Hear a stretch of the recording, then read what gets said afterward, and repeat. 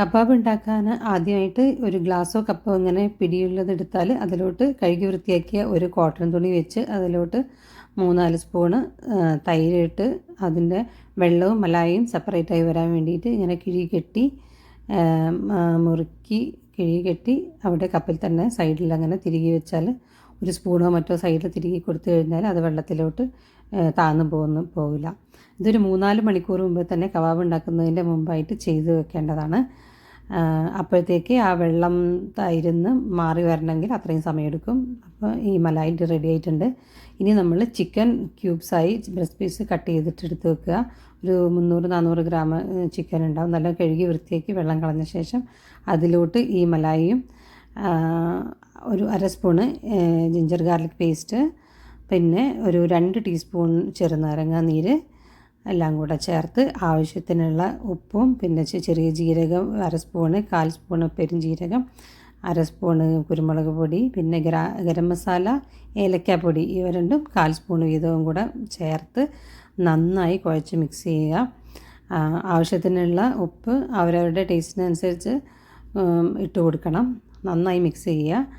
പിന്നെ സ്പൂൺ കൊണ്ട് മിക്സ് ചെയ്താൽ ചിലപ്പം ശരിക്കാവില്ല. അതുകൊണ്ട് കൈ വെച്ച് തന്നെ നന്നായി മിക്സ് ചെയ്യണം.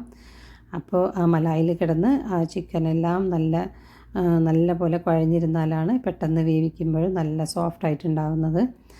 വല്ലാതെ ടൈറ്റായി പോയിട്ടുണ്ടെങ്കിൽ അതൊന്ന് ലൂസാക്കാൻ വേണ്ടി കുറച്ച് ഫ്രഷ് ക്രീമോ അല്ലെങ്കിൽ പാലോ ചേർത്ത് ഒന്നും കൂടെ ഒരു മയത്തിൽ ഒന്നും കൂടെ കുഴച്ചെടുത്ത് ഒരു ക്ലിംഗ് റാപ്പ് വെച്ച് കവർ ചെയ്ത് ഫ്രിഡ്ജിൽ 1 മണിക്കൂർ വെക്കുക. 1 മണിക്കൂർ ഏകദേശം 1 മണിക്കൂർ. അതിനുശേഷം വലിയൊരു ഉള്ളിയും ക്യാപ്സിക്കവും ഇങ്ങനെ ചതുര കഷ്ണങ്ങളാക്കി റെഡിയാക്കി വെക്കുക. പിന്നെ ചിക്കൻ വേവിക്കാനായി അടുപ്പത്തൊരു പാൻ വെച്ച് ഒരു 2-3 പീസ് ബട്ടർ ഇട്ട് ഉരുക്കിയെടുത്ത് അതിലോട്ട് ചിക്കൻ ഓരോ പീസുകളായി വെച്ച് കൊടുക്കുക. ഒരു 10-15 മിനിറ്റ് വരെ വേവിക്കണം. അത് ആദ്യം ചെറിയ തീയിലിട്ട് പിന്നെ അങ്ങനെ മീഡിയമിലേക്കും താഴെയിലേക്കുമായി അങ്ങനെ തിരിച്ചു മറിച്ചിട്ട് നല്ലതായിട്ട് വേവിച്ചെടുക്കുക. ഏകദേശം 10-15 മിനിറ്റ് കഴിയുമ്പോഴത്തേക്ക് വെന്തിട്ടുണ്ടാവും.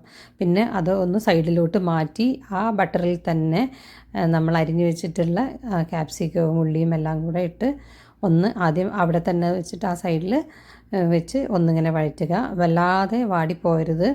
കുറച്ചൊന്ന് വാടി കഴിഞ്ഞ് കഴിഞ്ഞാൽ പിന്നെ ആ ചിക്കനും കൂടെ മിക്സ് ചെയ്ത് ഉള്ളിയുടെയും ക്യാപ്സിക്കത്തിൻ്റെയും ആ ക്രഞ്ചിനെസ് പോകാൻ പാടില്ല.